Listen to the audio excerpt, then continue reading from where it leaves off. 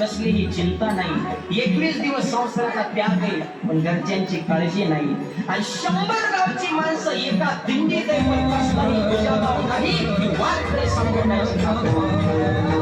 जगातला सगळ्यात श्रीमंत माणूस कोण असेल ना, तर तुमचा बाप आहे.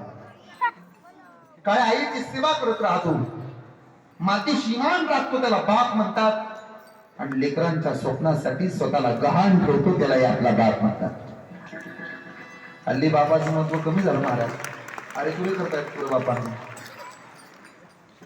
70 वर्षाचं म्हातारा असतं, लेकरांच्या वाटण्या होतात. त्याचं काम करतं, त्याचं काम करतं, त्याचंही काम करतं, काबाड कष्ट करत राहतं. एक वाक्य सांगू का? तरुण पोरं, तुमच्या घरात जर तुमचा 70-75 वर्षाचा बाप असेल आणि किरकोळ काम करत असेल रानात, तर त्याचा धिक्कार कधी करू नका. 700 रुपयाचा गडी लावला ना, तरी बाप जे काम करतो ते काम त्याला होत नाही, हे लक्षात राहू द्या. तुमचा बाप जे काम करतो ते गड्याच्या बापाला काम जमत नाही.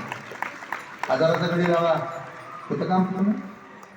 आपला बाप आपल्यासाठी सर्वस्व असला पाहिजे. माझ्या आयुष्यामध्ये जेवढं माणसानं जगता येईल तेवढं मी जगलो. नाही जगता आलं तर उलट सुलट बोललो नाही, 10 त्यांच्यापासून लांब राहिलो, नाही तर त्यांना तरी 10 लांब. हे सगळ्यात उत्तम. साध्या सुद्धा माणसाला सुद्धा वाटलं पाहिजे की ही व्यक्ती आपली आहे, तरच आपण आयुष्यात काहीतरी कमवलं. खूप पैसे तुमच्याकडे असतील, लक्षात ठेवा, पाणी पाजायच्या वेळेला तुमचा पैसा तुम्हाला पालवी पाजणार नाही. प्रेमाने 2 माणसं जवळ गेली तरच ते पाणी देते.